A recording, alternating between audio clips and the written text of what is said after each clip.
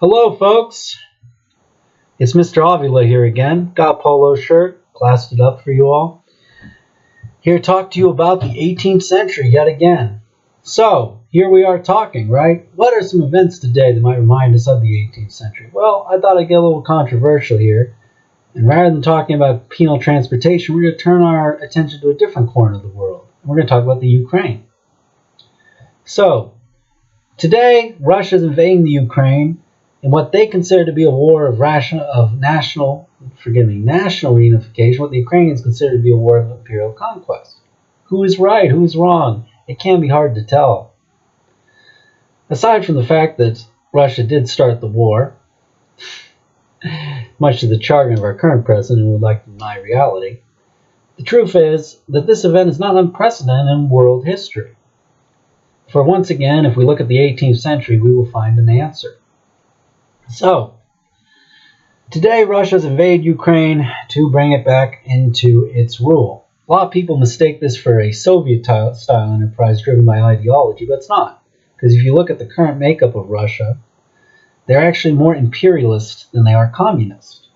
They're not communist at all, to be honest. They're very nationalist.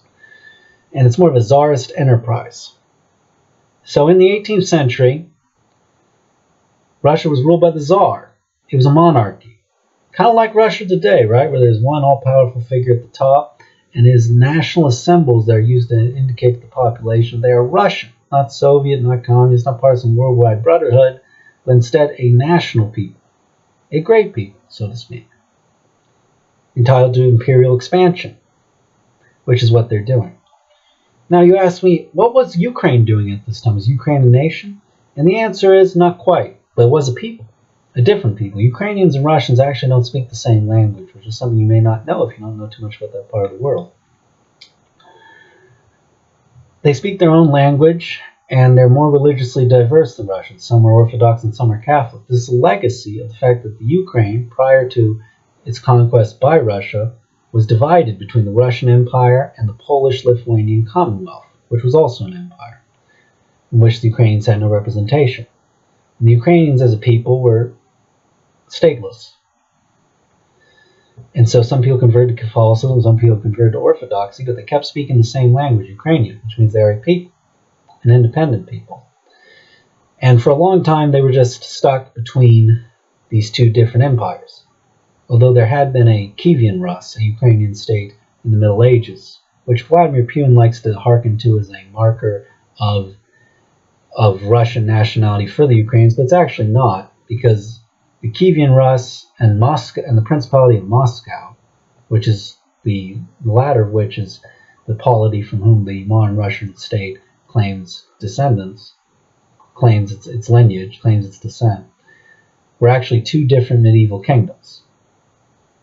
So you could see this as a war of Muscovite domination.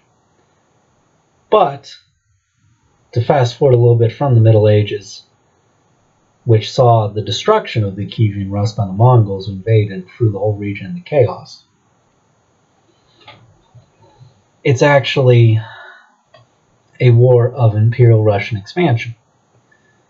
So I guess we really have to start at the beginning, don't we? Okay, so in the beginning there was the Kievan Rus and there was Moscow. These were two different states, two different Slavic states in Eastern Europe.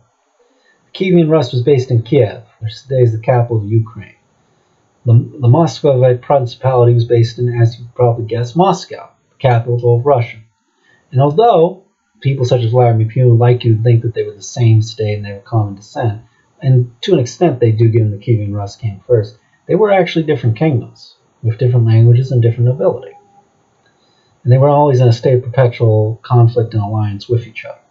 Then the Mongols invaded in the 1300s, sacked both kingdoms and conquered them, beginning a long period of what's known in Russia and the Ukraine as the Mongol yoke, where the Asiatic invaders dominated the Slavic principalities.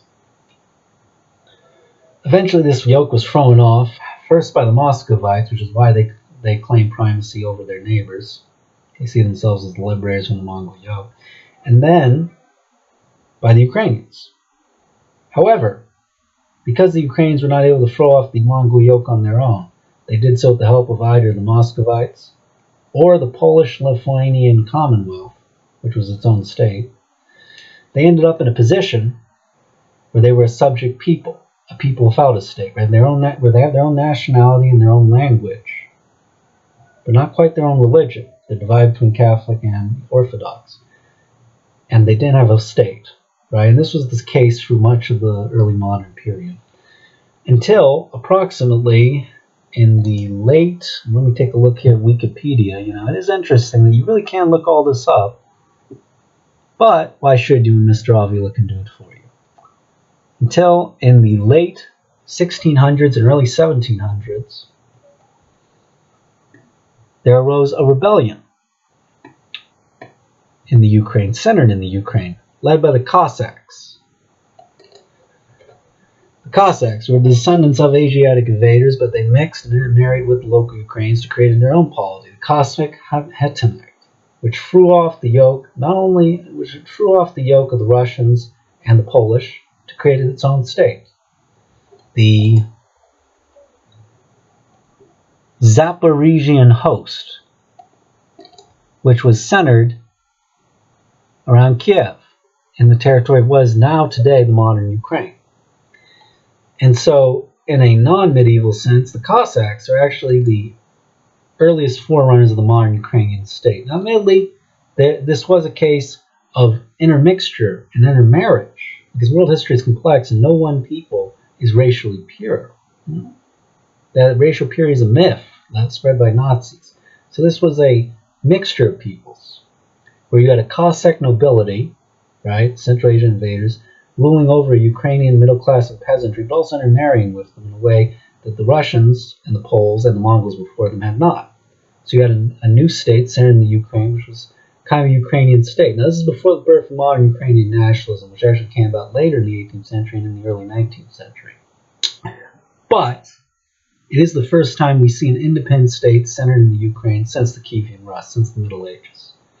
Now, this state arises as the result of a rebellion by